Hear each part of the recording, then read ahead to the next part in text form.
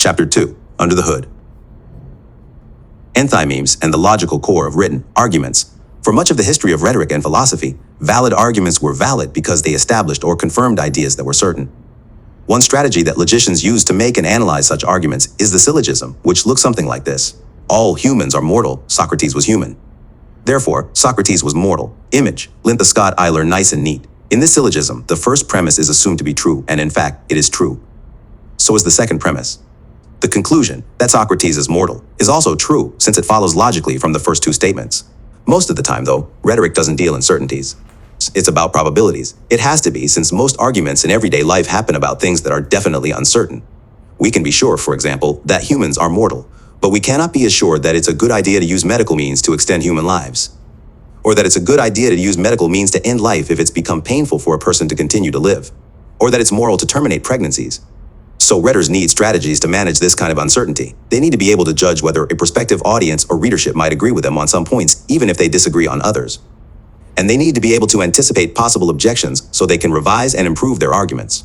This chapter introduces you to an important strategy for both analyzing and generating arguments. It is possible to outline and summarize many arguments in a form that lets you clearly see how those arguments work at a basic logical level. Once you can plan, outline, and summarize arguments in the outlined form you'll learn about, you can better understand how to appeal to potential audiences' readers, how to provide evidence to support your arguments, how to anticipate responses, and how to respond to others. Arguments in mind. The Enthymeme, as you've already learned, this book uses a basic definition of argument. An argument is a claim or an assertion that is supported by at least one reason. A claim by itself isn't much more than a statement of opinion.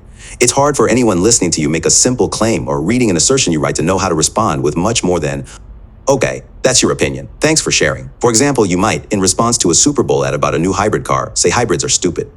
If people sitting around you on the couch agree, they might just grunt in a non-committal way, showing that they're more interested in the salsa anyway. But if someone in the room says, "Hey, I own a hybrid," you then have a choice. You can reassert that you think they're stupid, which may lead to a shouting match that distracts people from the other incredible Super Bowl commercials. Or you can take the hint and provide a reason for your opinion. Once you do that, you give the hybrid owner an idea about why you think hybrids are stupid, and you also uncover an assumption you have. For example, you might give the reason that they're more expensive than conventional gas-powered cars, which suggests that you think paying more for cars isn't smart. That gives the hybrid fan a chance to respond that it makes total sense to pay more upfront if you pay less for gas over the life of the car, and so on. Image, Frank Lodge. The point is that a lot of your own argument about hybrids is densely packed in your mind, and in order for you to have anything like a productive conversation with hybrid owner, you need to unpack it and make it more explicit. Otherwise, you don't get far past just asserting and maybe yelling. The ancient Greek word enthymeme, which is another term this chapter will use for argument, literally means something like in mind. In most probabilistic and rhetorical arguments, some part of the argument, some premise, is left unstated. Often, the writer or creator of the argument simply assumes that it's okay to leave part of the argument in mind, and that her or his audience or his readers will not notice or will share the in-mind assumption. If the example syllogism that started this chapter had left out one of its statements, it might read, "Socrates was human, so he was mortal." Since we all know humans are mortal without needing to be reminded, there's no real need to state what amounts to an obvious premise. But in the case of the argument about hybrid cars, the missing premise isn't so obvious or might not be as plain as you think it is. The assumption the argument was based on, that it's automatically a bad idea to pay more for a car up front than is absolutely necessary, was left tacit, unspoken, and the assertion would have ended there, except that hybrid owner was interested enough in what you said that he called your attention to it. Good thing, too. One of the most important objectives of art is that you should learn how to slow down the rapid pace of arguments that occur these days so you can be a more conscious and effective consumer and producer of rhetoric. A key way to do that is to try to determine what exactly is tacit in many of the arguments you make and encounter daily. The strategies for inventing and analyzing enthymemes that this chapter presents were developed and named by philosopher Stephen Toulmin in the 1950s. Toulmin was very interested in practical arguments, similar to the logically incomplete but rhetorically interesting everyday arguments this textbook helps you write and analyze. Toulmin had courtroom arguments in mind when he developed his system, since court proceedings usually involve give and take, making and qualifying assertions, and providing and questioning evidence. In other words, exactly the same messy but necessary activities that writers do all the time, even if they're not lawyers. A note about how this book discusses enthymemes, especially in this chapter. Most written arguments are written in a very complex way, with introductory and concluding material, examples, many embedded claims, various appeals, and stylistic strategies. You shouldn't think about the brief enthymemes in this chapter as representatives of completely fleshed out pieces of writing that circulate in nature. Rather, think of these enthymemes as outlines or sketches of the logical foundations of arguments. Analyzing arguments by trying to distill them into these enthymetic expressions can help you see how they work, see how their authors use evidence to provide specific support, and see how to respond to them. But this kind of analysis and outlining does not replace the work of developing enthymemes into fuller written forms. Enthymemes, examples, invention, and analysis. So with that note in mind, here is an example of an enthymeme, one that you may already have in mind while you're sitting in this course. First-year writing courses should not be an undergraduate requirement because many students will choose majors that aren't writing intensive. This statement is an enthymeme because it expresses a claim and a reason that supports that claim, which is itself a kind of claim, as you can probably see. Maybe most important to the enthymeme, though, is what isn't expressed, an assumption or warrant that implies some logical connection between the claim and the reason. The connection has to do with the writer's belief that writing courses aren't necessary for students who are going into majors that appear to have little to do with writing. So one way to state the warrant is first-year writing courses are unnecessary for non-writing intensive majors. Claim, first-year writing courses should not be an undergraduate requirement. Reason, many students will choose majors that aren't writing intensive. Warrant, first-year writing courses are unnecessary for non-writing intensive majors. Of course, similar arguments could be made about a lot of other undergraduate requirements. For instance, if you were thinking about becoming an English or writing major, you might make similar arguments about math courses or other quantitative reasoning requirements. In fact, once you do see this warrant, it should make it easier for you to support your argument or question, critique, respond to it. Arguments work well when audiences buy the warrant.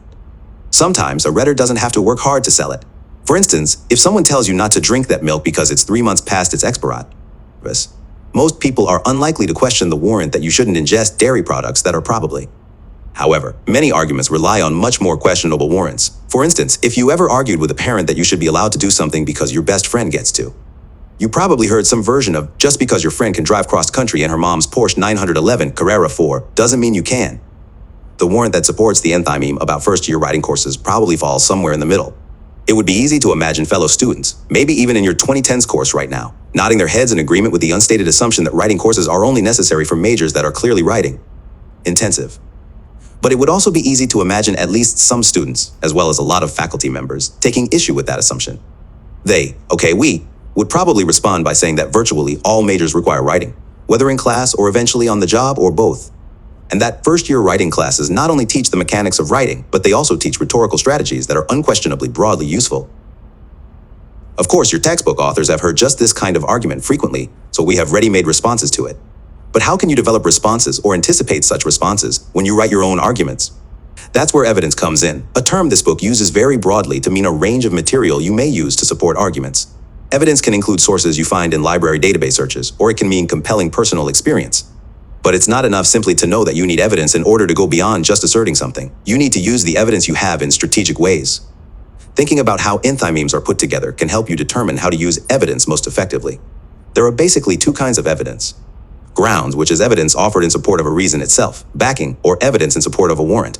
Depending on the audience, backing may not be necessary, as in the example of spoiled milk just above. A useful way to think about these types of evidence is to connect them with critical questions you may always ask about arguments. Grounds help you ask and answer the in fact question. In the milk example, you might ask whether the milk is in fact spoiled. You could check that by looking closely at the expiration date, or opening the carton and smelling whatever is now inside, or pouring the milk onto a plate and slicing it with a sharp knife. Backing helps you ask and answer the even if question in the my friend does it, so why can't I example. It may very well be in fact true that your friend is being allowed to take a German sports car with a roughly $98,500 base price across the country. However, even if she is, that doesn't mean you get to. Here's how asking and answering these questions might work in the first-year writing example. In fact, do many students choose majors that are not writing intensive? 2. Ask and answer this question. I'd probably run some numbers to see how many students are majoring in what. I might find, for instance, that lots of students are majoring in social sciences disciplines, such as psychology and education. I also know that there are over 600 English majors. Any of these degree programs require a lot of writing, of course, literary analysis papers, literature reviews, research reports, etc., etc. I also know that all students are required to take at least one other writing-intensive course beyond 2010s, regardless which major they choose. And there's the statistic I used above about how much time engineers spend writing. Always a useful one to have handy in situations like this. Even if we can find students who major in programs that don't require much writing, aren't there other reasons to believe a course like 2010s is useful? That's a loaded question coming from us, of course. Your authors get paid to teach people rhetoric and writing.